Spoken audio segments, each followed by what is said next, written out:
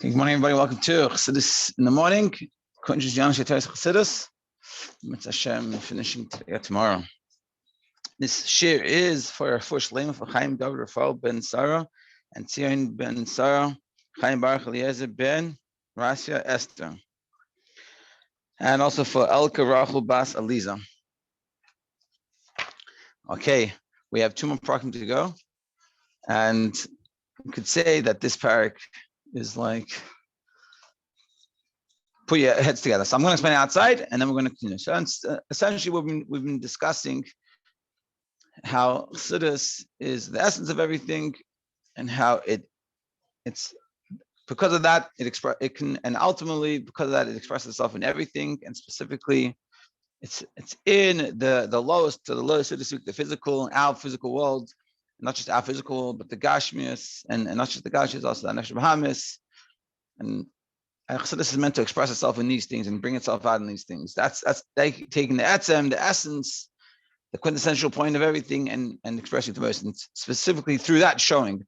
And a simple way of understanding that is the more comfortable you are with Judaism, the more you can accept other people. When people aren't comfortable with themselves, so they're very narrow-minded, and especially you see it sometimes, unfortunately, with Baal Teshuvas, especially new Baal Teshuvas, and they're not comfortable in their skin. And so when it comes to things, they're very like an extreme, they're very intense, and the parents have a hard time getting along, whereas Baal Teshuva gets more comfortable and understands that the same Hashem that cares about you and wants you to do to a mitzvah is the same Hashem that cares about them. And you don't have to worry, and you can it can express itself when you can get along, things like this. So now we're going to explain. So the Rebbe says this idea that Chassidus has on one hand, it's the essence of everything, on the other hand, expresses itself in all the details of everything. We can understand this, and it sheds light, and the Rebbe showing us that Chassidus is not just for Chassidus, but it's for every part of Torah, and even in like a Halacha, through Chassidus, it makes the Halacha so much better and clearer and more understandable. So he's going to explain a concept like this. It says in Safta Baba Metzia that a person acquires his or her surrounding. It's what it's around us. If you're, let's say, in the public domain, and you're in, let's say, in a side street or an alley, and you find something on the floor, so that you acquire that automatically. And the reason why they did it was simply, like it says, and we're going to learn this, it says, the la ase lantsuye. They didn't want to make arguments, because people are going to start arguing about over these things. Oh, like you find I don't know, some random, like whatever it is, a sefer, or let's say, an apple or something on the floor, or some flowers, in value, and take it. Of course, there's more details to this, but this is the general rule, that it's on the floor and it's yours. You don't have to do anything. If it's in your area, if it's in these places, it's not, of course, like a private person's house or something, but in a public area. But it's not like the way I explained the Gemara, it's in discussion whether it's just a plain public domain or whether it's like an inside. But basically, for sure, the person, the person's not coming back for it, and you can acquire it. And that's essentially the discussion. So it's called, and so the reason why, so what the Chaim did in order to acquire this object without having to do anything, because we don't want to have arguments, they did it in a way. They said that you acquire the shatach, what's the lashon here? I forgot what it is. We'll see it when we start learning it. Chatzera, yeah. You acquire this chatzer. And being that you acquired this area, so what's in the area is yours. But it's only for the movable object. It's only for the apple or the flower. It's not, you can't acquire, like, if there's something, there's like a house, so to speak, on that area, you can't acquire the house. Whatever's movable. Now, what's interesting about this is that the halacha of acquiring something that, like like you have an area that you acquire, you don't automatically own everything inside. If there's something there, you have to say, I am acquiring this apple. So meaning, if there's an area that you acquire and there's an apple there, you don't automatically acquire that apple unless you say, I'm acquiring this apple, I'm taking this apple. Whereas in the case that we said in the beginning, when you just, in order to acquire the object, so there's no argument, you're acquiring that area, and automatically, without having to say anything, you're getting the apple, which is confusing, because you're only acquiring a certain for amos, so only the area around you, and you don't have to say anything. Whereas in the case where you have you have acquired a whole area, you do have to say something, which is confusing. It seems to be you shouldn't. If by an area that we're giving you that area just so you can acquire something, you don't have to say anything. And the only reason we're giving that area so you can acquire it without having to make any arguments come out of it. So wouldn't it be how much more so it should be in a bigger field you're getting automatically everything inside you to acquire without having to say anything? The halacha is here isn't. So according to halacha, it's difficult to understand. There's a footnote here that explains that there's answers given to this, and it shows the problem in the answer. And we're going to see how Chassidus explains it based on what we've learned with the Yechida acquires a Da'at Amos, and then also how when Avodah, we're going to see. Hopefully we understand. Okay, Perek Chaf. In this book, page 97. Okay. Shnei Inyanim Elu, these two ideas is Toras haChassidus, that's in Toras haChassidus, in general, it's also in the whole part of Torah, which is, what are these two things? One is Raisa, that it dwells, haChassidus, like we explained with the Moedani, that it goes into all levels of Torah. Until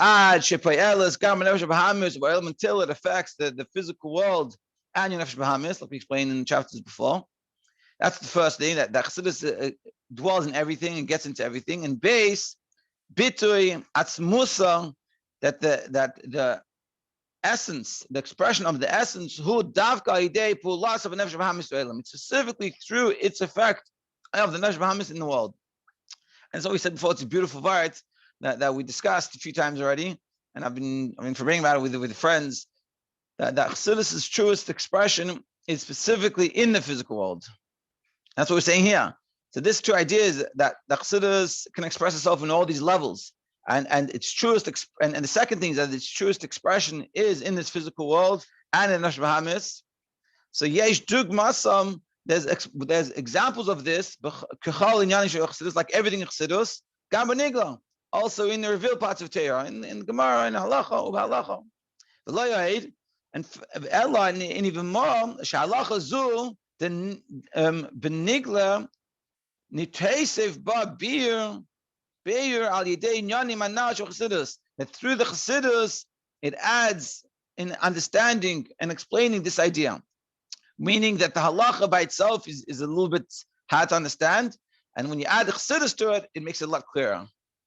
So people think Chassidus is a separate idea, and there's Halacha, and the Chassidus is saying, no, that the Chassidus sheds light into the Halacha. So now he's going to explain the case. And we've discussed it already. So you have, a person acquires the 4 amos, which is about, I think it's 2 meters, but it's the area around us, in every place. The symptom, whether it's like a side in an alley, it's day Rishus Rabbim, or a side street in a public area. So you acquire that area, 4 things. Ubenegeya legitin, for example, for a get, or kedushin and betrothal. Gamber Rishus Rabbim lekamades, even in some opinions, even a public domain that you acquire for things. So something's there, you can get a person could put down the I don't know how exactly it works in regards to the get and the kedushin. What's the example? But you acquire for these things. The kinyan zeh takanas chachamim hu, and this acquisition that you can acquire something within your area is a takana, is a decree from the rabbis. Why? B'chadei, in order the law asay lan tsuye, in order that there won't become to quarrel, won't be arguments. People start arguing about things. Oh, it's mine, it's yours, it's mine. Whose is yours? Hey, listen, it's in my area, it's mine. Done. We don't have to argue about it, and it's very clear. But how do they make this takana? So, shatakana hi shehachefet hamunach v'dat amay shel adam yukne loy. Even though that what you are acquiring is the object within your area, mikal makaim, nevertheless, b'shvil kinyan ha'chafet, not to acquire this object, hiknu loy chacham esadar amos atzmam. So the Chaim gave to the person, meaning what's the takana is that the 4 amos around them, like around you, that area is yours. The area is yours, not only the objects in that area is yours. It's like your area. And through it being your area,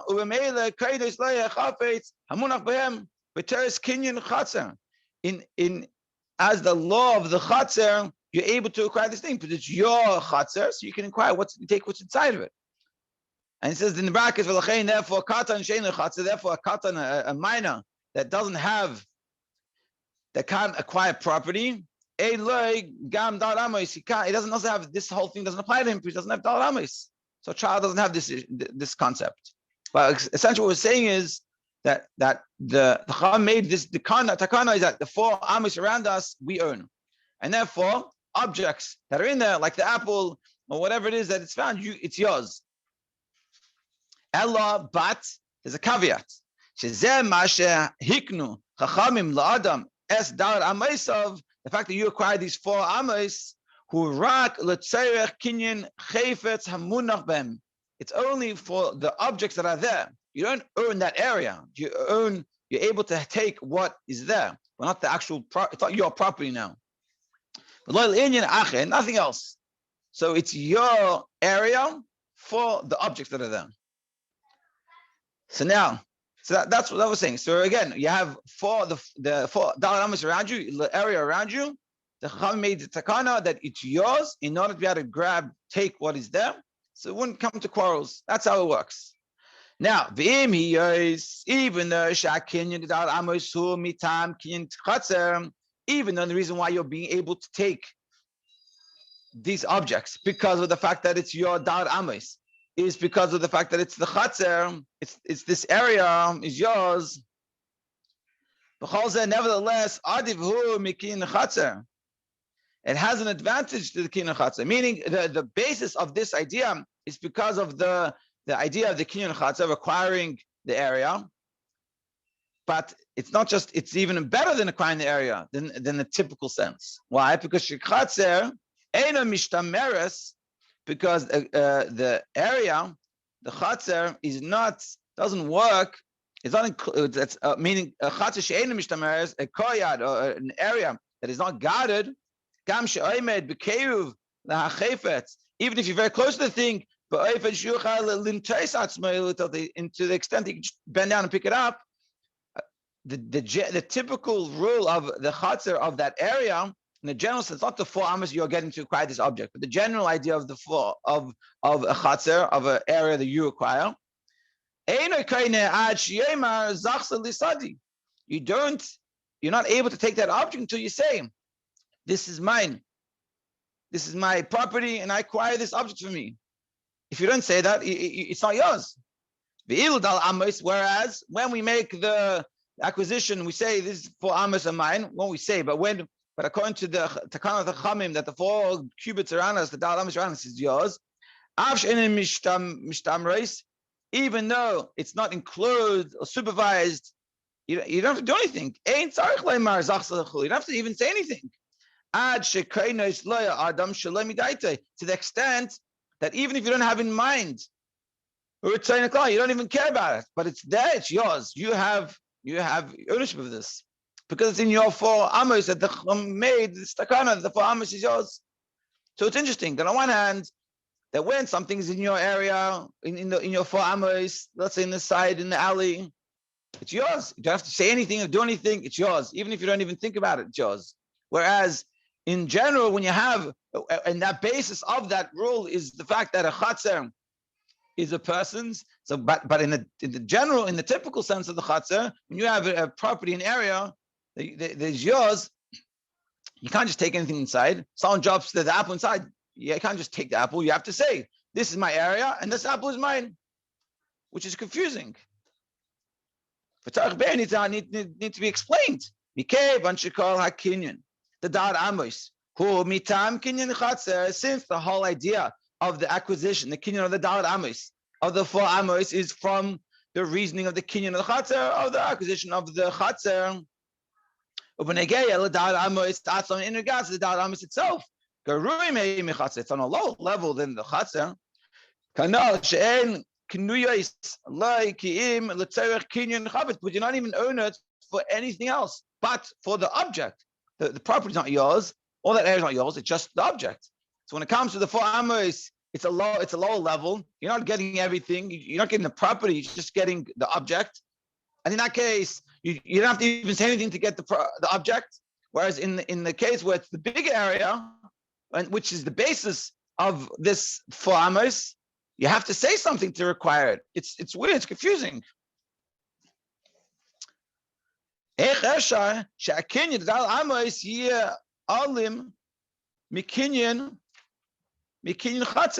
how can it be that the acquisition with the dal amos will be better or more advanced, like a more powerful than the acquisition when it comes to the chatzah, to the whole koyad?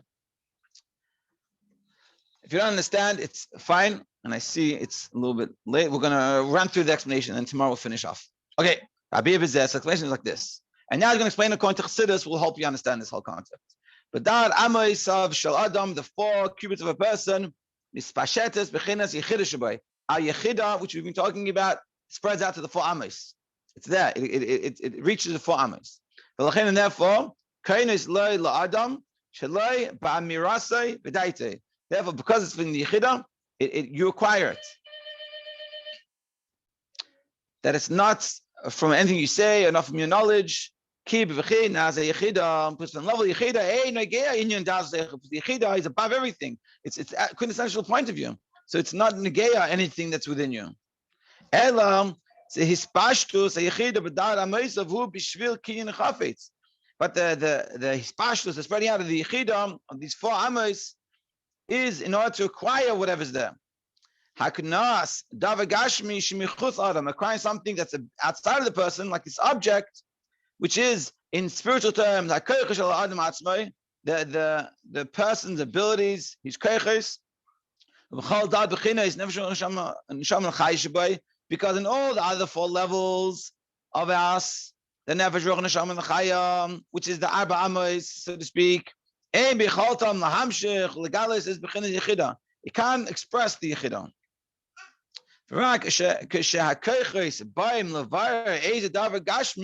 Only when they're coming to refine something, take something specific, that's outside of us, it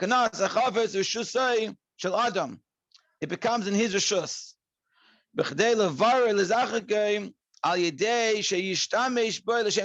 Through taking this object and refining it to the Shem Shemayim, so as dafka miskalis b'hem b'chinas yechida, then it reveals the yechida. So it's simply saying that the 4 amos around us is like the yechida, and automatically we get it to be able to take things, but it's only when we take things to refine it. We'll explain it more tomorrow. It was a very heavy class. Tomorrow we'll explain it, and then we'll finish up Perek Chaf Aleph, and we'll finish the Maimer. Have a great day.